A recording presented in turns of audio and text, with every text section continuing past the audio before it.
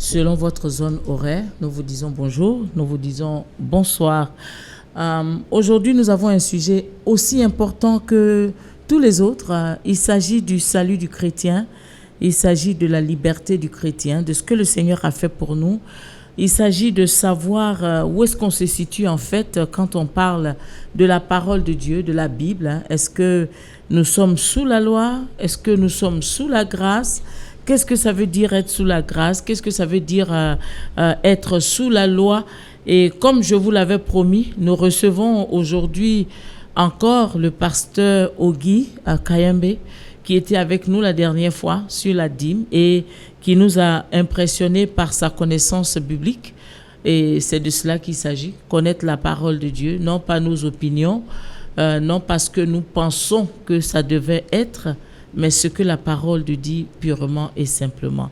Alors, sans plus tarder, nous allons nous tourner vers notre invité, le pasteur Ogi. Et une fois encore, on va lui demander de se présenter aux auditeurs et aux téléspectateurs. Pasteur. Bon après-midi, Maman Sarah. Merci. Comme la fois passée, c'est le pasteur Ogi Kayembe. Voilà. Pasteur Ogi Kayembe depuis Bridgeport, Connecticut. J'ai la grâce de Dieu de recevoir beaucoup d'hommes de Dieu ici qui sont très humbles et nous apprécions. Il est le pasteur d'une assemblée et il est très effacé, croyez-moi. Alors, pasteur, soyez le bienvenu une fois encore. Merci. Voilà, c'est un plaisir de vous avoir.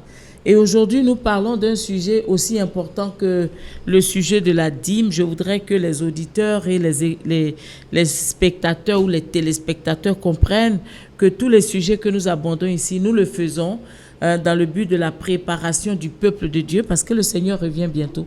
Il faut connaître la vérité. Le Seigneur dit, vous la connaîtrez, cette vérité-là, et elle vous affranchira. Alors, pasteur, la dernière fois, nous avons touché à quelque chose, c'était comme si on avait piqué un nerf et nous avons tous réagi dans le studio. J'ai lancé cette déclaration du Seigneur Jésus qui dit « Je ne suis pas venu abolir la loi, mais je suis venu pour l'accomplir. » Alors, cette déclaration que j'ai faite a entraîné quelque chose et donc aujourd'hui nous voulons en parler, le chrétien et la loi. Comment est-ce que le chrétien doit se comporter vis-à-vis de la loi de Moïse? Merci surtout pour la toute dernière précision, la loi de Moïse. Donc, généralement, j'exhorte et encourage les enfants de Dieu à chaque fois chercher à contextualiser les textes.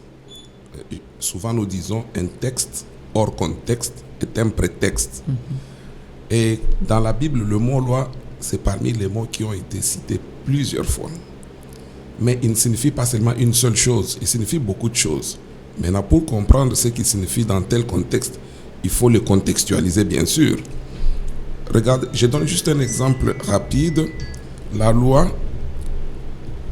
l'Ancien Testament, on l'appelle la loi.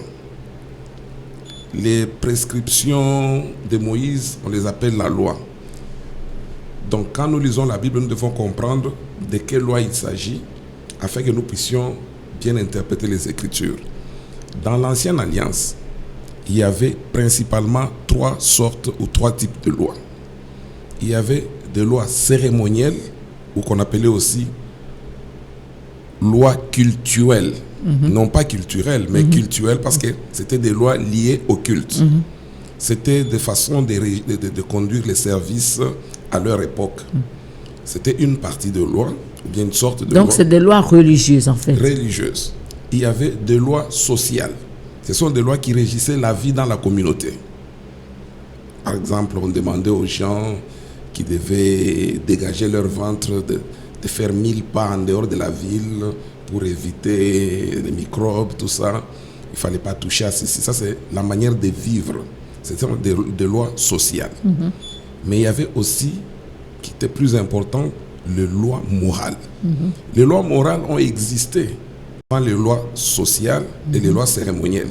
Parce que les lois cérémonielles et sociales ont été établies dans la société juive, alors que les lois morales ont été inscrites dans la conscience de l'homme par Dieu naturellement. C'est ce qui fait que un monsieur comme Joseph en Égypte, avant la promulgation des 10 commandements, il a refusé de toucher à la femme de Potiphar parce qu'il a dit « Je ne peux pas faire ça. Je ne peux pas pécher contre mon Dieu et contre mon chef. » Mais on peut se poser la question, où est-ce qu'il a lu ça pour savoir que c'était un péché? Donc c'était une loi de conscience que Dieu a inscrite dans son âme. Alors, pour rendre ça un peu plus clair pour tous les auditeurs qui nous écoutent, vous êtes en train donc de nous dire que chaque être humain est conscient du fait qu'il y a des choses qui sont mauvaises dès la création de l'homme. L'adultère, quoi d'autre encore? Le mensonge, le meurtre. Le meurtre. La Bible le déclare d'ailleurs si clairement dans l'Épître aux Romains. Il dit quand les païens qui n'a pas la loi accomplit la loi, c'est qu'il y a quelque chose qui en lui les justifie et les condamne en même temps. C'est ça. C'est ça le problème. Oui. Donc, alors quand Jésus dit « Je suis venu accomplir, pas abolir la loi, mais l'accomplir », il faut maintenant qu'on comprenne de quelle loi Jésus parle. Ok. Et puis aussi, il n'y a pas que ça, il faut aussi comprendre quel est le sens du mot abolir dans le langage de Jésus dans ce temps-là ou bien dans cette circonstance particulière. Parce que le verbe abolir revient dans la Bible par rapport à la loi dans un sens de l'anéantir ou de mettre fin. En fait, Jésus voulait dire ceci: je ne suis pas venu abolir la loi, mais je suis venu lui donner sa véritable signification et son véritable accomplissement. Et d'ailleurs, c'est ce qu'il a fait durant tout ce temps. Pourquoi? Parce que l'homme naturel est incapable de pratiquer la loi. La Bible dit quand il n'y a pas la loi, il n'y a pas la connaissance du péché. Et une fois qu'il y a la connaissance de la loi, le péché devient très fort. Et la loi a été utilisée par Dieu comme une arme pour mettre les gens à genoux. Et ça a marché. Oh, est-ce que, si vous permettez que je puisse peut-être lire quelque chose? Oui, bien sûr, on est là pour la Bible, on peut lire. Il n'y a pas de problème, pasteur. L'épître de Paul aux Romains, chapitre 10. Vous allez me lire le verset 4 dans votre version. D'accord. Et puis je vais vous lire aussi le même passage dans la version Parole vivante. D'accord. Car Christ est la fin de la loi pour la justification de ceux qui croient. En effet, Moïse définit ainsi la justice qui vient de la loi. L'homme qui mettra ces choses en pratique vivra par elles. Mais voici comment parle la justice qui vient de la foi. Ne dis pas en ton cœur qui montera au ciel. Je crois que c'est jusque-là. Ok. Maintenant, je vais vous lire le même passage dans la version Parole vivante, qui est une version très simplifiée, qui dit ceci: la loi devait conduire vers celui qui en est l'accomplissement, c'est le Messie. Maintenant que le Christ est apparu, le rôle de la loi a pris fin. À présent, la justice est donnée à tous ceux qui placent leur confiance en lui. Donc ici, il s'agit de la loi de Moïse. De la loi de Moïse. On est très clair là-dessus. Okay. Le conflit entre la grâce et la loi, c'est le conflit entre Christ et Moïse. D'accord. Or, comme je le disais au début, la loi morale n'appartient pas à Moïse. Moïse l'a aussi ajouté parce que c'est quelque chose qui vient de Dieu. Mais dans la législation, dans la loi qu'il a promulguée, donc il n'a fait qu'ajouter parce que ça existe. Mais est-ce que c'est pas mieux de dire plutôt que Dieu n'a fait que développer la loi morale qui était déjà en l'homme? Parce que les 10 commandements que Moïse a reçus sur la montagne et qu'il a écrit sur les pierres, les tables de pierre, mais ces 10 commandements sont inscrits dans le cœur de tout le monde. Et ensuite de ces 10 commandements, Dieu va lui donner maintenant, comme vous l'avez dit, les lois cultuelles, les lois cérémonielles, les lois sociales pour régir l'ensemble des personnes pour éviter le désordre. Ok, et d'ailleurs, vous vous rendrez compte que les 10 commandements, même quand le jeune riche est venu vers Jésus pour lui demander « Que dois-je faire pour avoir la vie éternelle ?» Le jeune homme a dit, Jésus a répondu au jeune homme, il lui a dit « Qu'est-ce que tu lis? Va accomplir ces choses et tu vivras. » Le jeune homme dit « Non, je les ai accomplies depuis ma jeunesse. » Jésus lui dit « Ok, maintenant va, vends tout ce que tu as, donne aux pauvres et puis tu viens et puis tu auras la vie éternelle. » Quelque chose comme ça. Mais tu verras que le jeune homme, quand Jésus lui a posé la question, qu'est-ce que tu lis dans la loi? C'était seulement la loi morale.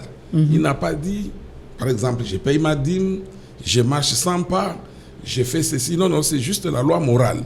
Alors, c'est pourquoi la loi morale, elle est inébranlable et elle ne peut pas cesser de vivre. Beaucoup l'ont appelé un pédagogue, en fait. C'est Paul, d'ailleurs, qui dit que la loi était un pédagogue pour le peuple d'Israël au désert. Justement, ça, on va y arriver, c'est dans Galates. Au fait, la loi qui a été appelée pédagogue, c'est la loi cérémonielle et la loi cultuelle. La loi sociale. Ce n'est pas la loi morale. Parce que la loi morale n'a rien à voir avec toutes les cérémonies. Parce que, vous voyez, Colossiens, Paul dit que personne ne vous juge au sujet du manger et du boire, des nouvelles lunes, des fêtes et des sabbats. C'était l'ombre des choses à venir et le corps est en Christ. Vous voyez un peu ça. Mais Dieu n'a jamais dit, écoutez, vous étiez sous la loi, on vous a interdit l'adultère, maintenant en Christ, ça n'a plus de problème. Non, non, non. Parce que c'est important, ce que vous êtes en train de dire, pasteur, puisque nous allons tout à l'heure tomber dans la section de la grâce. Et la grâce, nous le savons tous, elle est définie par la liberté que nous avons reçue en Christ.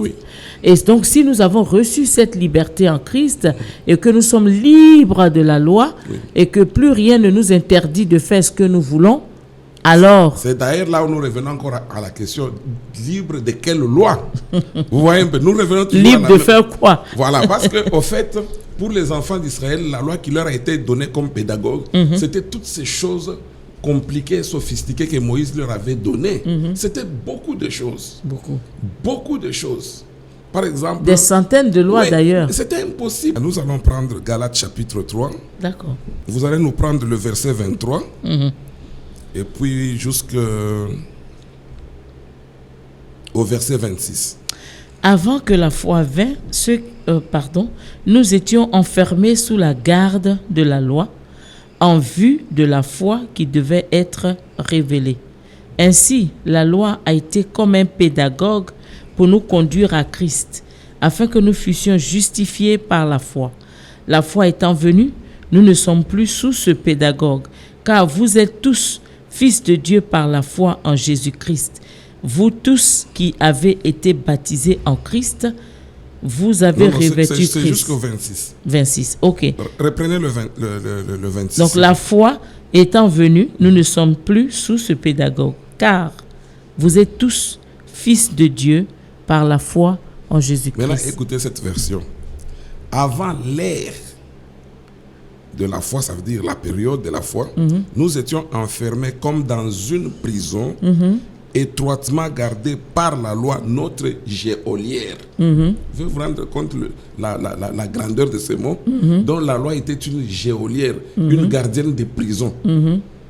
Est-ce qu'un geôlier peut être un ami à moi? Non. Il est là pour me fouetter, il est là pour me cribler, et j'étais sous son ordre. Et puis, le mot pédagogue, là, ce n'est pas comme aujourd'hui nous utilisons pédagogie dans les écoles. Le pédagogue, dans la culture gréco-latine, c'était un esclave lui-même, mais travaillant au compte d'un riche homme et éduquant son enfant.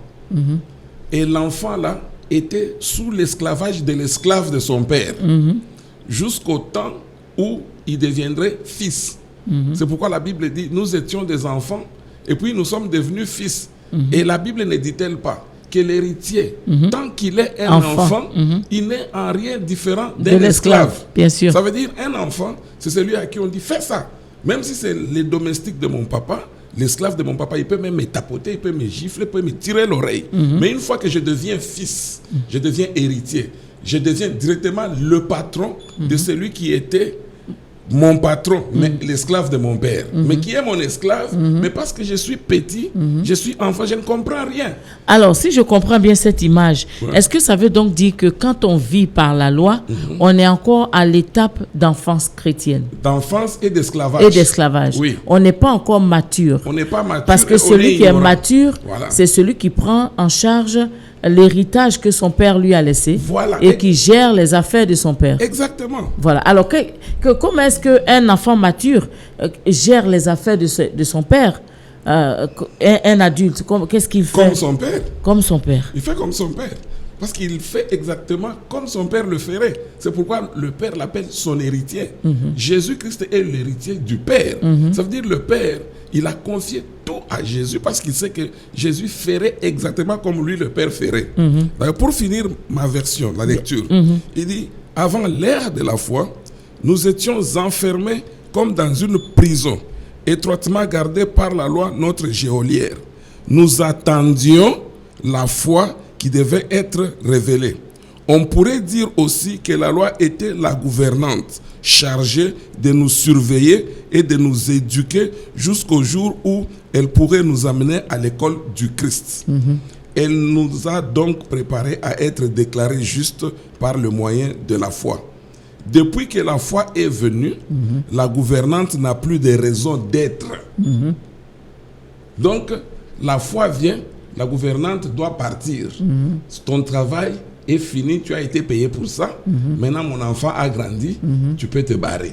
Donc, parce que là, j'avais un sérieux problème, mais au départ, vous avez été très clair, pasteur, en nous disant qu'en fait, il y a plusieurs types de lois. Hein? Oui. Et ceux qui nous écoutent, prêtez très bien attention à cela. Il y a les lois cérémonielles, il y a les lois cultuelles, il y a les lois religieuses, sociales, etc. Et puis, il y a la loi morale. Et cette loi morale, qui est d'ailleurs la loi qui se trouve dans ce qu'on appelle les 10 commandements, parce que je pense que les 10 commandements, bien qu'ici on n'exprime pas trop nos opinions, mais quand on lit, c'est carrément des lois morales. Dans les 10 commandements, il n'y a pas comment il faut adorer Dieu, comment il faut louer Dieu. Il y a simplement ce qui est interdit du point de vue moral. Alors, quand la loi, quand le Seigneur Jésus vient, et qu'il vient avec la grâce, donc la foi, alors on comprend maintenant qu'il ne s'agit pas de la loi morale qui est annulée. Il faut que ce soit bien clair. Et d'ailleurs, pour te compléter, Jésus-Christ lui-même, nous parlant de la loi que nous devons accomplir, il nous dit que nous devons aimer Dieu. Voilà la loi de Jésus pour le chrétien. Tu aimeras ton Dieu de tout ton cœur, toute ton âme, toute ta force, toute ton intelligence. Et puis tu aimeras ton prochain comme toi-même. Maintenant, nous revenons aux 10 commandements. Il y en a 10, mais vous vous rendrez compte que les 4 premiers commandements sont des commandements verticaux. Je dis plutôt verticaux. Parce que c'est des commandements de l'homme vis-à-vis de Dieu. Ça veut dire, tu aimeras ton Dieu, tu n'auras point d'autre Dieu devant ma face, ce qui est de l'idolâtrie. Tu ne feras pas ceci, tu observeras le sabbat, etc., etc. Maintenant, à partir du 5e commandement ou de la 5e loi, maintenant, on commence à donner une liste de mes engagements vis-à-vis de mon frère, de ma soeur et de mon contemporain. Tu ne tueras point. Tu ne diras pas de faux témoignages. Tu ne commettras point d'adultère, etc., etc. Et Jésus dit, toute la loi est abrégée en 2 lois. Tu aimeras ton Dieu de tout ton cœur et puis tu aimeras ton prochain comme toi-même. Il faut donc qu'on explique cela. Hein? Oui. Parce que je pense que quand le Seigneur dit que tout se résume dans ces 2 lois, ça veut donc dire que le Seigneur est en train de nous dire que ce sont ces 2 choses, 2 lois-là, qui déterminent la vie du chrétien. Aimer son prochain. D'abord, commencer par aimer Dieu de tout son être. Hein, je préfère dire tout son être parce que c'est les différents compartiments. C'est que nous appelons aujourd'hui donner sa vie au Seigneur et le servir. C'est pourquoi on dit, j'ai reçu Jésus comme mon Seigneur et sauveur ça veut personnel. Dire, il m'a sauvé et puis il doit régner sur moi. Voilà. Donc, le Seigneur devient celui que nous aimons plus que tout. Ok, et par voie de conséquence, parce que le Seigneur habite en moi, il m'a sauvé et puis il règne en moi, je vis comme lui le ferait parce que lui, il est amour. Il aime tout le monde. commence maintenant à aimer mon frère. Or, quand j'aime mon frère, je ne peux pas le tuer. Non. Quand j'aime ma soeur, je ne peux pas coucher avec elle. Non. Quand j'aime mon frère, je ne peux pas te voler. Voilà, c'est à peu près ça. Donc, en fait, avec le Seigneur Jésus, en fait, la loi de Moïse, il faut comprendre cela, c'était du œil pour œil, dent pour dent. Dent pour dent. Voilà, donc, tu tues, on te tue. On te tue. Celui qui tue par l'épée périt par l'épée. Ok. Mais aujourd'hui, le Seigneur nous donne une nouvelle loi. Il faut Il dit de pardonner. Ouais. Et le Seigneur prêche l'amour. Il ne prêche plus les prescriptions, mais il prêche l'amour. Amen. Voilà, tout le monde doit s'aimer. Et la meilleure manière de manifester cet amour, c'est d'aimer Dieu par-dessus tout. Et maintenant de transférer ou bien de prendre cet amour qu'on a pour Dieu pour le manifester vis-à-vis de nos frères et sœurs. Amen. Amen. Et la Bible dit que l'amour de Dieu est répandu dans nos cœurs par le Saint-Esprit. Amen. Très bien. Donc, chers auditeurs et téléspectateurs, vous comprenez bien qu'il ne s'agit pas de notre liberté vis-à-vis de cette loi morale qui est inscrite dans l'esprit de l'homme, de sa conscience dès qu'il a été créé, mais il s'agit plutôt des lois cultuelles, etc., aux alentours que Moïse a prescrites. Et puis d'ailleurs, s'adressant maintenant aux Juifs eux-mêmes, qui étaient les spécialistes des lois, le Seigneur leur dit... Pardon, que Dieu a donné à Moïse. Je vais préciser cela. Hébreux 7, Hébreux 7. 18 à 19. Il y a ainsi abolition d'une ordonnance antérieure à cause de son impuissance et de son inutilité. Car la loi n'a rien amené à la perfection et introduction d'une meilleure espérance par laquelle nous nous approchons de Dieu.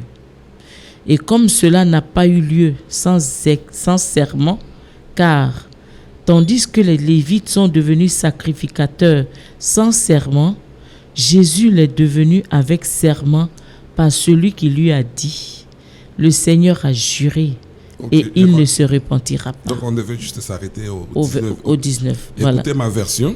J'ai préféré apporter cette version comme ça. On lit pour nos bien-aimés 2 versions.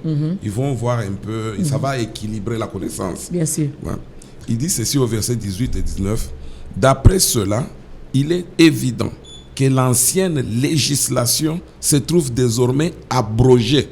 Vous voyez que dans votre version, on a utilisé le verbe abolir. Jésus a dit, je ne suis pas venu abolir la loi. Maintenant, Hébreu dit abolir. C'est comme s'il y a contradiction, mais en réalité, la Bible ne se contredit pas. C'est pourquoi il faut toujours aller en profondeur dans les contextes pour voir de quoi il parle ici et de quoi il parle là-bas. Ici, on dit, d'après cela, il est évident que l'ancienne législation se trouve désormais abrogée. Alors, qu'est-ce que ça veut dire abroger? C'est abolir. Ok, d'accord. Ça veut dire éliminer. Ok. Ouais. Parce qu'elle était inefficace et n'aidait personne. Dans votre version... Impuissante. Impuissante et inutile. On parle de son inutilité. Ça veut dire que la loi est inutile. Oui, elle est vraiment inutile. Inutile. Fais ça. Quelque part dans une des épîtres de Paul, on dit, pourquoi on doit vous dire, comme si vous étiez encore des enfants, tu feras ça, ne touche pas ça, ne mange pas ça, mange ceci, bois comme ça, beaucoup d'ablutions et de ceci et de cela. Mais c'était terrible. Ça veut dire que même le fait que le souverain sacrificateur entrait une fois l'an dans les lieux très saints et en sortait, la Bible dit, à cause du fait qu'il entrait et sortait, le souvenir de son iniquité demeurait sur sa conscience. Mais Christ, lui, quand il est venu, il est entré une seule fois, non pas derrière un rideau textile, mais il a traversé les cieux même en traversant sa propre chair. Amen. Et il s'est présenté non pas avec le sang de taureau ni de bouc, mais avec son propre sang. Amen. Parce que le sang de taureau et de bouc, la Bible dit, ça ne peut apporter aucune perfection.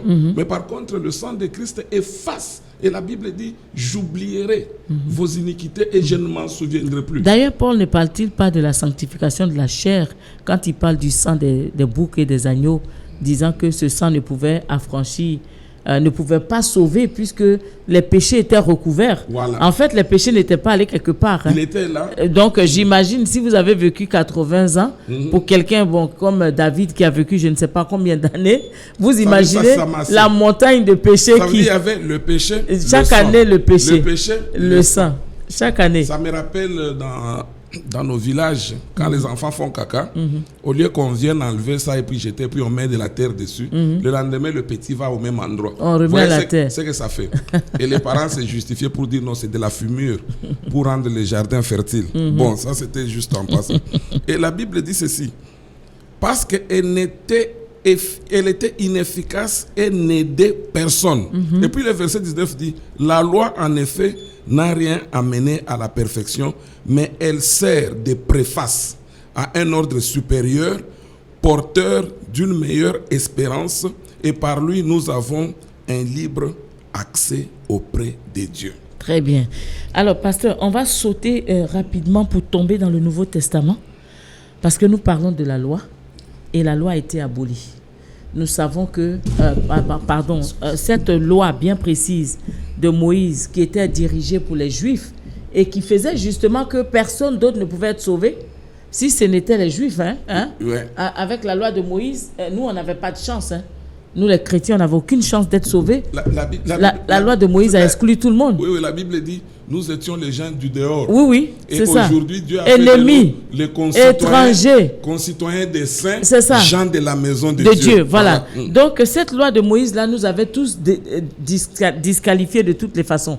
Donc, c'est cette loi-là que le Seigneur Jésus vient abolir. Maintenant, pour donner le salut, la possibilité d'entrer dans la présence de Dieu à toutes les nations. Amen. Mais comment se fait-il donc que quand on arrive dans le Nouveau Testament, dans les différentes assemblées, l'apôtre Paul reprend certaines choses qui avaient été dites dans l'Ancien Testament, dans la loi. Okay. Comme par exemple, lorsque Paul parle aux chrétiens de Corinthe, il parle de se couvrir la tête quand on prie, il parle de ne pas mettre les bijoux, il parle de laisser les apparences et tout ça, d'être des femmes qui sont sobres, mais il le présente sous une forme de loi. Et aujourd'hui, nous avons tous vu ce que cela a entraîné. Il y a des assemblées où on dit aux femmes qu'il faut se couvrir la tête forcément, et c'est en ce moment-là que Dieu t'écoute. Il y a des assemblées où on dit qu'il ne faut pas mettre de bijoux parce que les bijoux sont interdits par la Bible. Alors, comment est-ce que Paul a pu nous faire passer de cette liberté que Christ nous donne à une autre forme, à d'autres formes de loi? Parce que ça, c'est des lois existentielles que Paul a données, le comportement du chrétien. Ça, c'est vraiment une question excellente. Mais une chose que je retiens, c'est que nulle part dans l'Ancien Testament, il n'a été demandé aux femmes de se couvrir la tête pour prier, à ma connaissance. Ah, bon, on va lire ça alors. Dans l'Ancien Testament. Dans l'Ancien Testament. Il n'a pas été demandé aux femmes de couvrir la tête. Ça, c'est venu avec Paul. Mais j'ai un verset que j'aime bien dans ce passage-là. Il dit, c'est pourquoi la femme, à cause des anges. Les gens oublient cette partie-là. À cause des anges. Qui sont les anges? Les anges sont les témoins de notre marche sur terre. Les anges sont les témoins de la chute de l'homme dans le jardin d'Éden. Parce qu'au fait, l'homme a chuté parce qu'il a été provoqué par quelqu'un de la classe angélique. Maintenant, qu'est-ce qui s'est passé au jardin? Dieu a parlé à l'homme. La femme n'existait pas. La femme a été créée après le commandement de Dieu de ne pas toucher aux fruits interdits.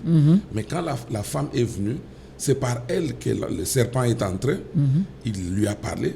La femme, au lieu de se soumettre à son mari, au lieu d'aller vers son mari qui connaissait directement ce que Dieu avait dit, elle a voulu prendre le devant, elle a goûté, et puis elle en a fait manger même à son mari. Et c'est arrivé, ce qui est arrivé, nous connaissons les conséquences.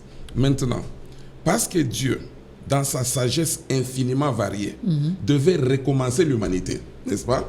Il fallait qu'il reprenne l'humanité. Mais maintenant, si c'était moi et toi, on pouvait se dire, bon, ça veut dire qu'il faut que Dieu d'abord élimine tout le monde, et puis il recommence. Mais Dieu a recréé l'humanité autrement. De la même manière qu'il y a eu un premier Adam, Dieu a trouvé bon un second Adam qui sortait de lui-même. Donc un second Adam qui est d'origine céleste. La Bible dit, le premier Adam a été tiré de la terre et le second Adam est venu d'en haut, qui est, lui, il est un esprit vivifiant. N'est-ce pas, maman?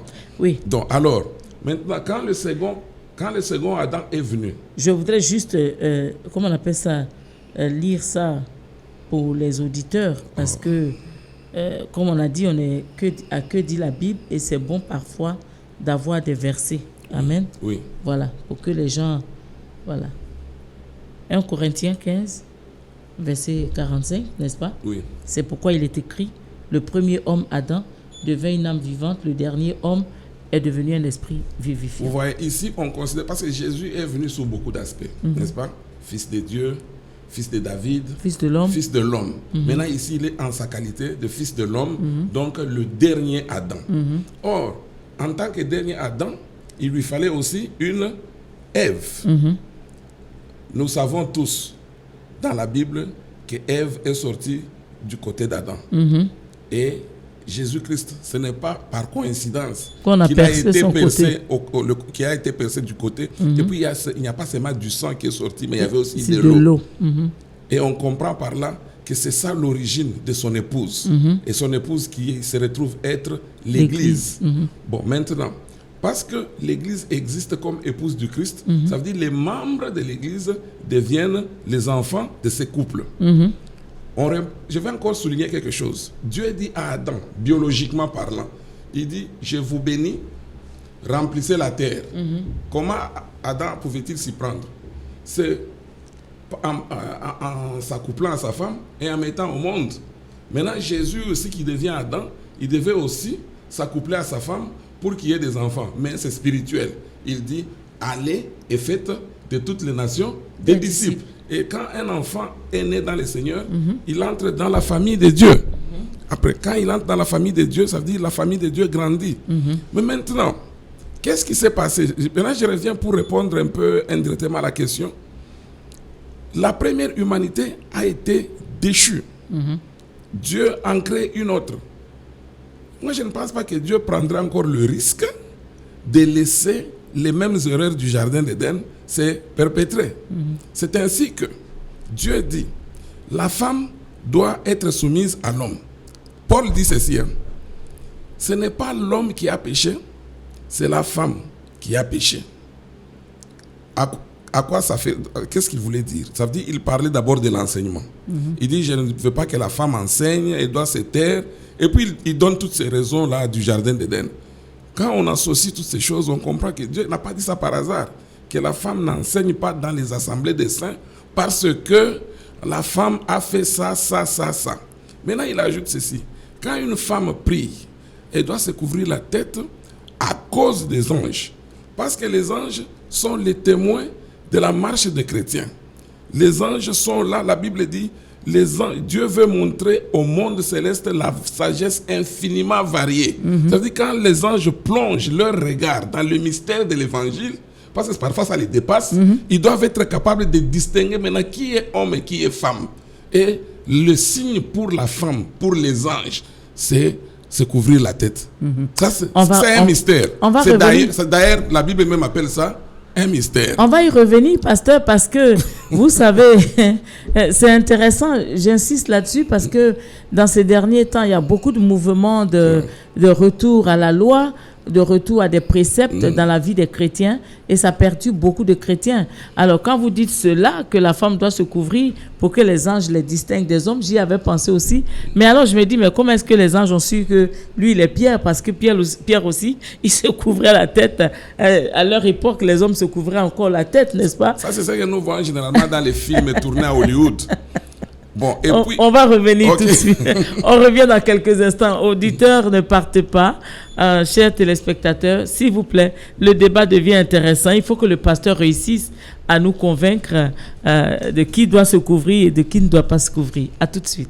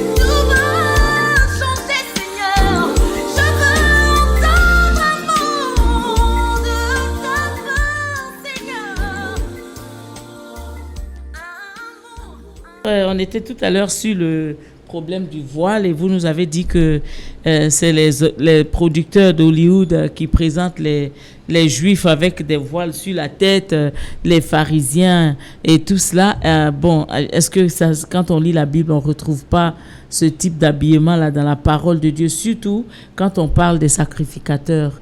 Si vraiment les hommes ne devraient pas se couvrir la tête, pourquoi est-ce que le sacrificateur, lui, se couvre la tête? Enfin, c'est ce qu'on voit à la télé. Hein. Pour que les sacrificateurs se présentent au temple, il y avait une tenue spécifique, il y avait les pectorales, les éphodes, même les couleurs. Et toutes ces choses avaient une signification et leur accomplissement prophétique dans le Seigneur Jésus. Mm-hmm. Alors, ce que moi je conseillerais ou je suggérerais, c'est que on puisse prendre cette partie comme un sous-chapitre qu'on va traiter à part, parce qu'il est trop volumineux, croyez-moi. Oui, il est très profond. Il est trop volumineux. Bien sûr, il n'y a pas de problème. Alors, pasteur, on revient et on va parler maintenant du salut. Okay. Voilà, on va parler du salut, parce que quand on parle de la loi qui est abolie, elle est abolie par rapport au salut. Hein? Oui. Et nous savons tous que les Juifs, tous ceux qui sont morts jusqu'à David, pour ne pas dire jusqu'au Seigneur Jésus, hein, ceux-là n'étaient, bon, Jésus était enfant de Dieu, donc il est le tout premier qui a initié la naissance de tous les autres. Mais la Bible dit jusqu'à Jean-Baptiste, voilà, ceux-là sont plus petits que nous, à cause de notre position en Christ. Et nous sommes devenus enfants de Dieu aujourd'hui. Alors, ça veut donc dire que la loi de Moïse n'a pas réussi à donner aux hommes l'identité de Dieu, mais Christ nous a donné l'identité de Dieu. Nous sommes sauvés. Alors, c'est quoi le salut?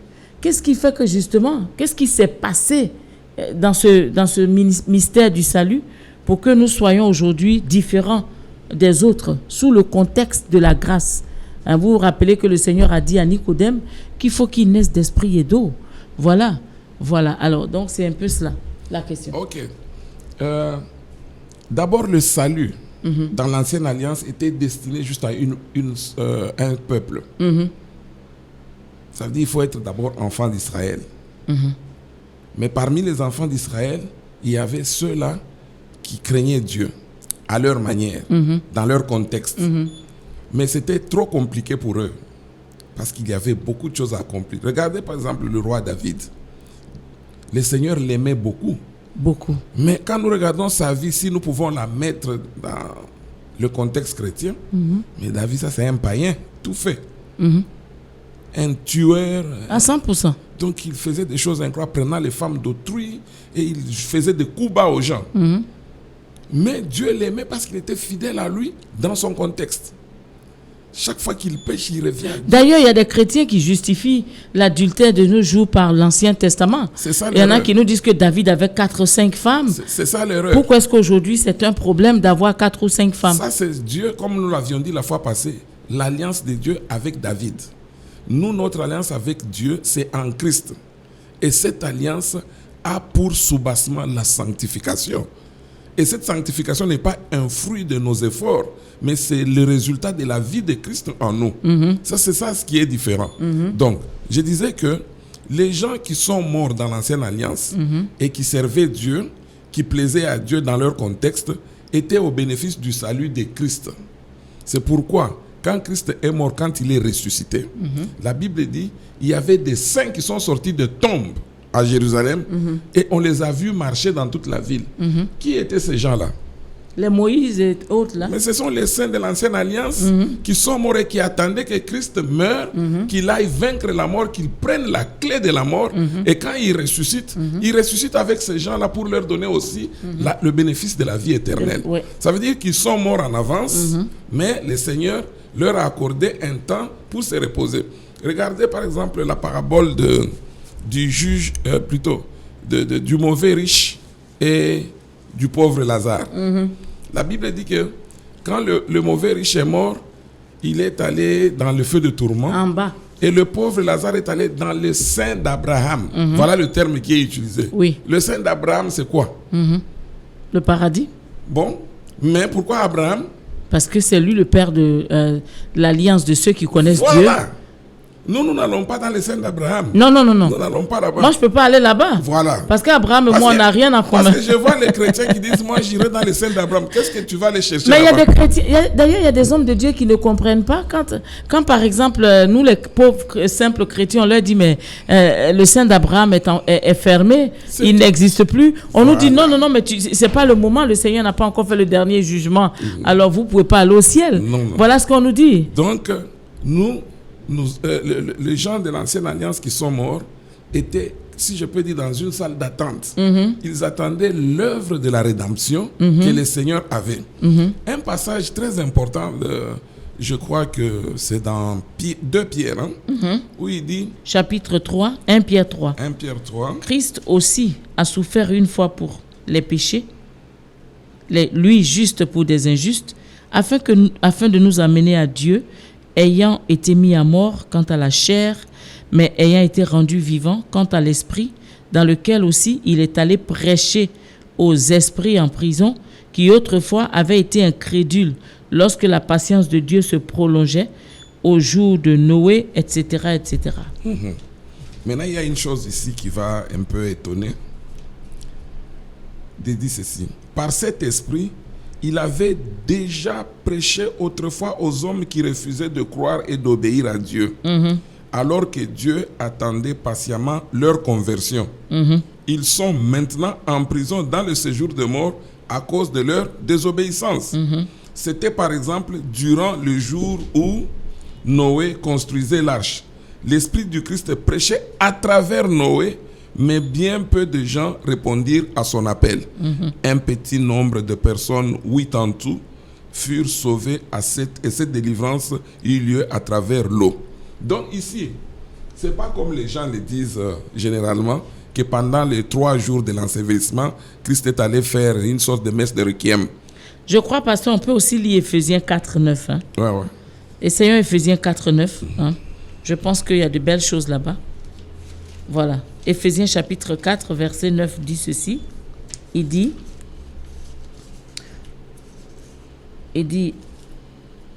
c'est pourquoi il est dit, étant monté en haut, il a emmené des captifs et il a fait des dons aux hommes. Or, que signifie il est monté, sinon qu'il est aussi descendu dans les régions inférieures de la terre. Voilà. Celui qui est descendu, c'est le même qui est monté au-dessus de tous les cieux afin de remplir toutes choses. Voilà. Amen. Donc ici, l'apôtre Pierre nous explique ceci. Il dit, à l'époque de Noé, le même esprit de Christ était déjà là-bas, parce que l'esprit de Christ est éternel, Christ lui-même est éternel. Mais cette fois-là, il prêchait au travers de Noé, parce que la volonté de Dieu, c'était que les gens de l'époque de Noé fussent quoi? Fussent sauvés. Mais quelle était leur façon d'être sauvés? Accepter de monter dans l'arche. C'est tout ce que Dieu leur a demandé. Ont-ils accepté? Non. Noé, sa femme, ses 3 enfants et leur femme sont entrés, total 8. Ceux-là, ils ont été sauvés. Mais leur salut était temporaire, si je peux dire. Temporaire parce qu'ils devaient attendre le salut principal et permanent qui s'était accompli à la croix. C'est pourquoi Christ, quand il est mort, la Bible dit il est allé prendre les clés de séjour de mort. Et en retirant les clés de séjour de mort, ça veut dire tous ceux qui étaient dans le repos du Seigneur pour avoir obéi dans leurs circonstances, ils attendaient. Et les évangiles nous montrent clairement que Christ est ressuscité avec beaucoup de gens. Ils ont marché à Jérusalem. Ils ont marché. On les a vus partout. Partout. Dans la ville. Et on se pose la question, c'est qui ces gens-là? Dieu a permis que ces gens-là reviennent d'abord à la vie. Vous comprenez? Pour qu'ils meurent maintenant en Christ. C'est quelque chose de fantastique. Pardon, répétez cela. Ils sont ressuscités. Ils sont ressuscités parce que Christ les a ressuscités pour que maintenant, parce que la fois passée, quand ils étaient morts, bien que sauvés, mais temporairement, il fallait maintenant qu'ils meurent avec le Christ. Or, Christ avait déjà vaincu la mort. Vous comprenez? Parce qu'avant Christ, la mort était toujours victorieuse. Maintenant, il fallait que Christ puisse vaincre la mort d'abord, ressusciter d'entre les morts, afin que tous ceux qui étaient dans la prison de la mort puissent être maintenant vivants pour l'éternité. Donc, en fait, le jour que le Seigneur est sorti du séjour des morts, comme on l'appelle dans la parole de Dieu, Amen. Il est sorti avec tous ceux qui étaient dans le sein d'Abraham, qui attendaient. Et il est monté dans ton verset 4 de Éphésiens. Il est parti avec eux. Voilà. Ils sont montés. D'ailleurs, Paul dira plus tard que Christ et nous sommes assis à la droite de Dieu, là-bas dans les cieux. Amen. C'est très intéressant. Nous sommes cachés avec Christ en Dieu. Voilà. Vraiment bien dit. Voilà. Alors, pasteur, donc, si nous résumons rapidement ce dont nous venons de parler, la loi de Moïse était une loi qui ne nous concernait pas. En tant que telle, la loi cultuelle et tout le reste, parce que à l'époque, en tant que ce qu'on appelle les païens ou les gentils, on n'avait pas droit d'entrer dans le temple de Dieu. Et à la limite, les esclaves. Parce que quand tu es esclave, tu es la propriété du juif. À ce moment-là, tu as le droit d'entrer, d'aller avec ton patron, de faire ce qu'il fait à la maison. Mais si tu n'es pas un esclave de juif, on est carrément exclu de cette première dispensation, pas la première, mais cette dispensation particulière des juifs avec la loi de Moïse. Et quand nous acceptons Christ aujourd'hui, nous parvenons au salut. Nous devenons les gens de Dieu, les enfants de Dieu, et nous passons au stade de païens, à ce qu'on appelle convertis, chrétiens. Et la Bible dit que notre gage, donc le symbole de notre conversion, c'est le Saint-Esprit. Voilà. Et maintenant, la loi vient trouver sa signification dans la personne du Seigneur Jésus. Par exemple, je disais tout à l'heure que même les tenues des sacrificateurs avaient une signification. Prenons le souverain sacrificateur. Il avait le faute et le pectoral. Il y avait quelque chose sur les épaules et puis sur la poitrine. C'était encastré 12 pierres qui représentaient les 12 tribus. Et puis il y avait ici 6 qui représentaient toujours les 12 tribus. Les 12 tribus. Pourquoi sur la poitrine et pourquoi sur les épaules? Ici. Mais n'allez pas plus tôt, hein? Parce qu'on va parler de ça encore la prochaine fois. Va. Donc, il ne faut pas leur donner la mèche. On met faut pas vendre la mèche. Voilà. Parce qu'on va expliquer le pectoral, le faute et même les couleurs de la tenue d'Aaron. Et pourquoi. D'ailleurs, on peut expliquer le tabernacle, pasteur, depuis la porte jusqu'à l'entrée du lieu très saint. Ma soeur Sarah, je te dirais une chose que je n'ai jamais dite.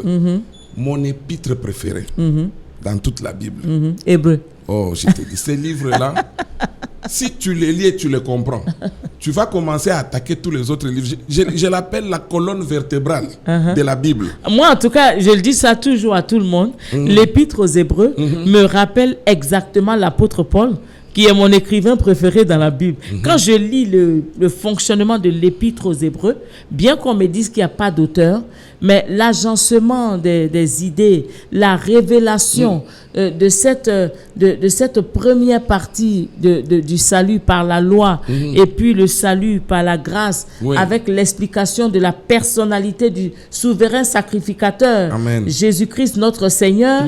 Quand je lis ça, je revois Paul dans ses écrits. Une fois à l'église, j'ai commencé à faire une étude systématique de l'épître aux Hébreux, verset par verset.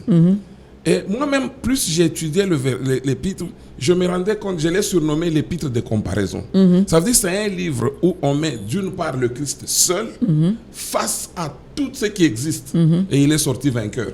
Il était là face au prophète d'abord, parce que quelque part, il est écrit dans les Écritures que Dieu ne fait jamais rien sans avoir avisé ses serviteurs, les prophètes. Et beaucoup de gens, entre autres les branhamistes, ils disent, écoutez, en cette époque, c'est le prophète Branham, si vous ne passez pas par lui. Non, maintenant, ils oublient que après avoir autrefois parlé à nos pères par les prophètes, Dieu, en ce temps, a changé, il a shifté. Il nous parle par le Fils. Voyez, ça veut dire qu'on nous montre la supériorité, la suprématie et l'excellence de la personne de Christ par rapport aux prophètes. Et quand il finit avec les prophètes au chapitre 1er, il s'attaque aux anges au chapitre 2. Il dit, auquel des anges Dieu a-t-il jamais dit? Tu es mon fils. Donc c'est pour dire que... Et puis il dit que tous les anges de Dieu l'adorent.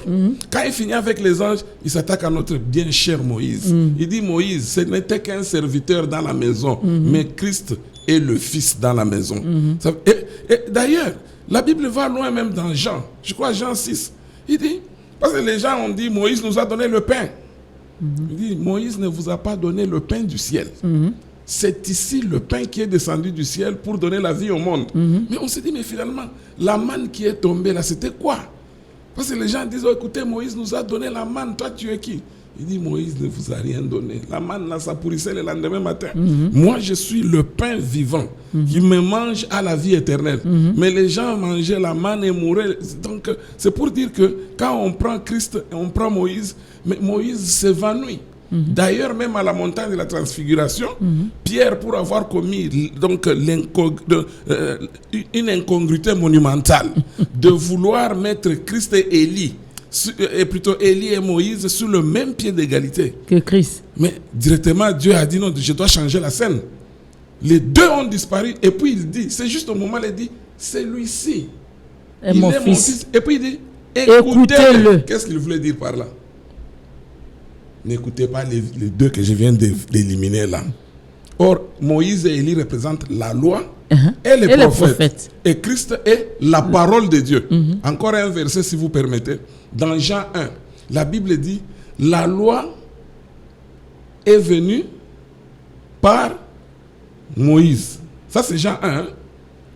Mais la grâce et la vérité sont venues par Christ. Un jour, j'ai joué un peu avec les versets. J'ai dit, bon, si la loi est venue par Moïse et puis dans l'autre verset on dit la grâce et la vérité, ça veut dire quelque part dans notre époque, les histoires de Moïse deviennent aussi une fausseté.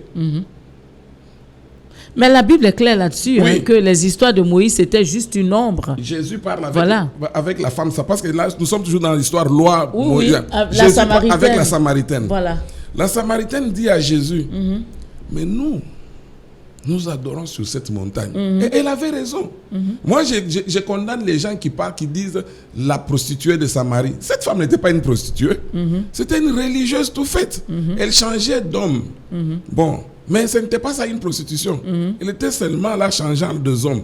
Elle dit, tu as eu 5 maris. À notre époque, aujourd'hui, on dirait qu'elle avait un mari de nuit. Écoute, on a dit, tu as eu combien? 5 maris. On n'a pas dit tu as eu des concubins. Non, 5 maris. Tu as eu 5 maris. Elle s'est mariée 5 fois. Maintenant, le 6e qui est avec toi, c'est pas ton mari. C'est pas ton mari. Et puis la femme dit, bon, dis-moi qui a raison. Est-ce que c'est à la montagne où nous les Samaritains nous allons ou bien c'est à Jérusalem? Ça veut dire qu'elle voulait donner la localisation de l'adoration.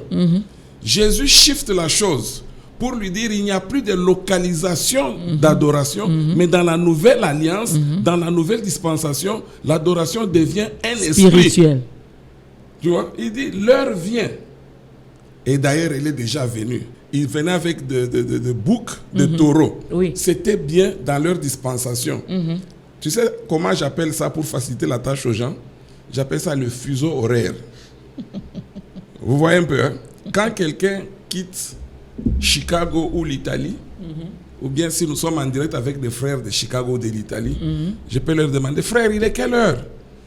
Le frère va dire, ici à Milan, il est 20h. Et puis Chicago, lui, va me dire, il est 17h. Maintenant, nous sommes à 15h. J'ai dit, frère, entre nous trois, il y a 2 qui mentent. Il dit, comment ça? Mais frère, je t'ai dit qu'il est... J'ai dit non, vous devez me dire la vérité. Moi, ici, chez moi, il est 16h. Comment se fait-il que nous ne sommes pas en train de parler au même moment? Vous êtes à 19h, vous êtes à 17h. Bon, maintenant, si le monsieur de l'Italie quitte son pays avec sa montre, pas une montre électronique, mais juste la montre mécanique, il vient, et puis tu lui demandes, il est quelle heure? Il te donne l'heure de l'Italie. Ça veut dire qu'il a dit une vérité en mentant, ou bien plutôt en se trompant. Donc, ce que je veux dire par là, non, en fait, il a dit une vérité hors de sa zone. Voilà, c'est ça. C'est pourquoi je parle de se tromper et non pas de mentir. De mentir, hein? Voilà. C'est ça le même problème avec la loi et la grâce. Les gens disent des choses qui sont dans la Bible, mais ils ne savent pas associer ça à notre situation de la grâce. Ça veut dire que c'est des choses qui sont dans la Bible. Maintenant, qu'est-ce que ces choses signifient en nous et pour nous? Donc nous devons comprendre qu'est-ce que la loi pour nous. C'était un pédagogue, comme on nous a dit, et nous a amenés à Christ. Maintenant c'est quoi la grâce? Maintenant, la grâce, c'est une faveur imméritée, d'abord par définition. Et j'aime toujours dire, et je le répète toujours, c'est que pour bien lire Moïse, il faut les lire avec les lunettes du Christ. Ça veut dire quand je prends Moïse et je prends les lunettes du Christ, qui ne sont que le Saint-Esprit, et là maintenant je comprends qui est réellement Moïse. Ça veut dire que je vois Moïse en Christ et je vois son accomplissement dans la personne du Christ. Moïse lui-même, il vient, il dit non, non, c'est ici que je trouve mon accomplissement. D'ailleurs, pour donner une bonne illustration, la croix de notre Seigneur, qui est le centre de toutes choses, n'a pas été conçue par Dieu au hasard. Sa forme même vient de l'Ancien Testament. Oui, la forme de la croix a une signification tout à fait particulière. Elle est verticale et horizontale. Et Christ était dans cette position-là, verticale et horizontale.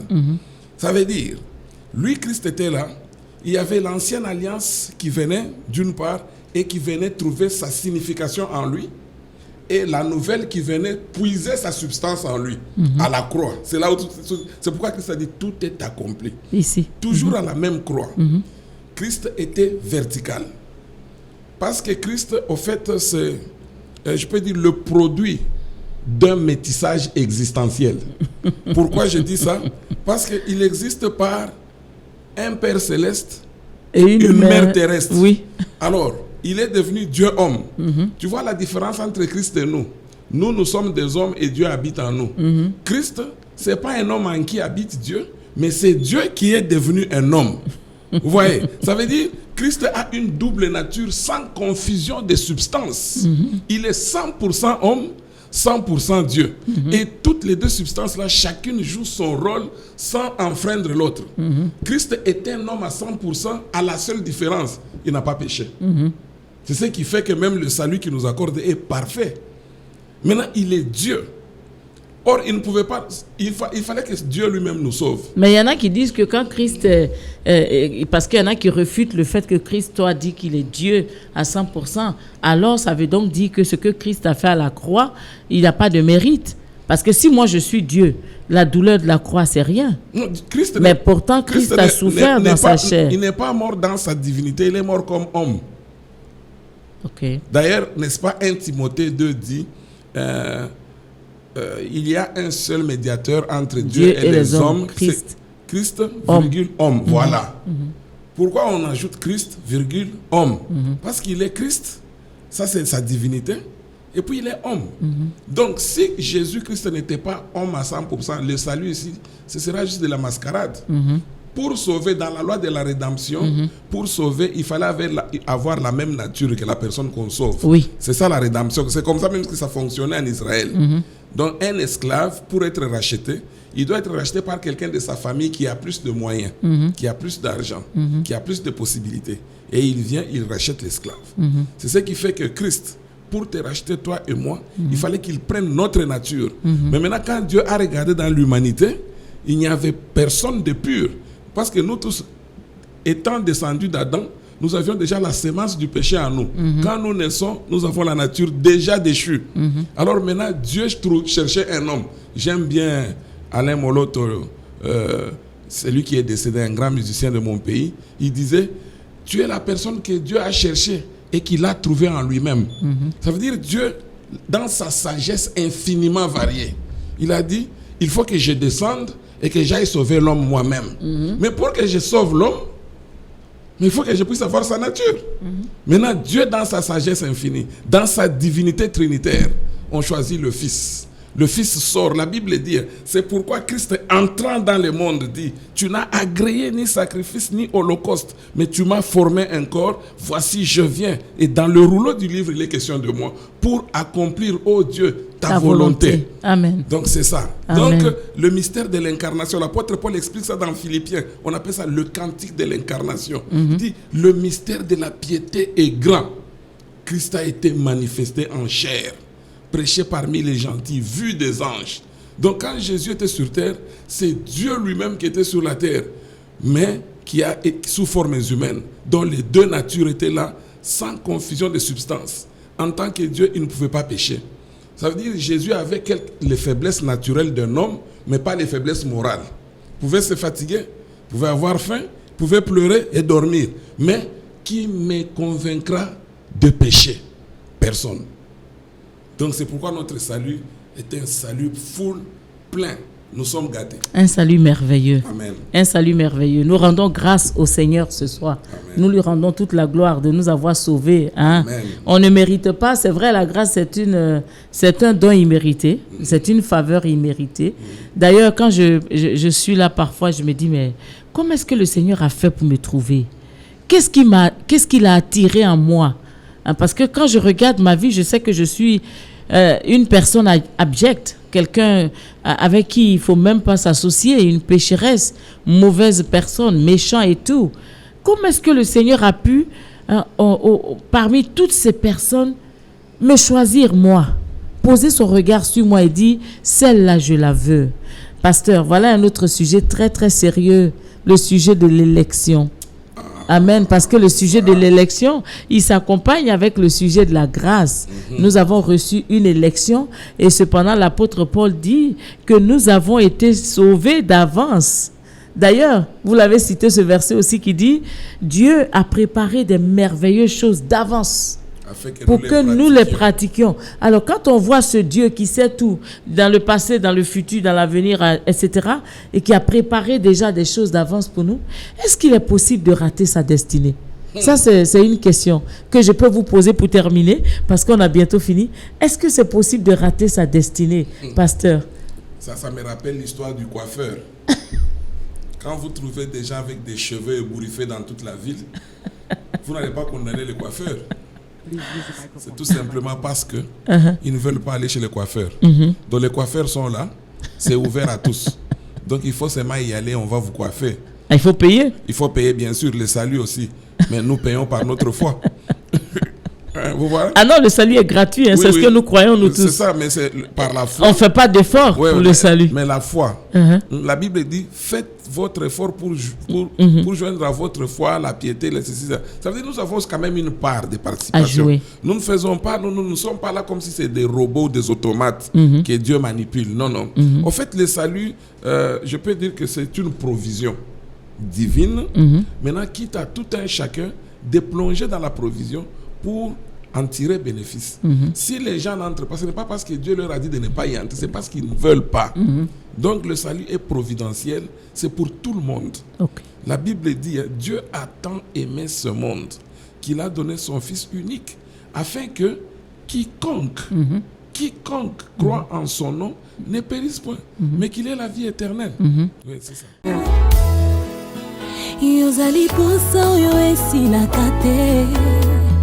Yonde yosilisa baposa nyonso ya mokili yozali posa oyo esilaka te Yonde yosilisa baposa nyonso ya mokili yozali makasi na ngai tango nalembi Yonde yosilisa mayele ya moyini satana yozali makasi moto makasi na ngai Yobundelanga bitumba oyo na yebi moto na makolote nakolala nakimya nakolamuka pe nakimya pona yebi yomo bundi molongi nakolala nakimya nakolamuka pe nakimya pona yebi yomo bundi molongi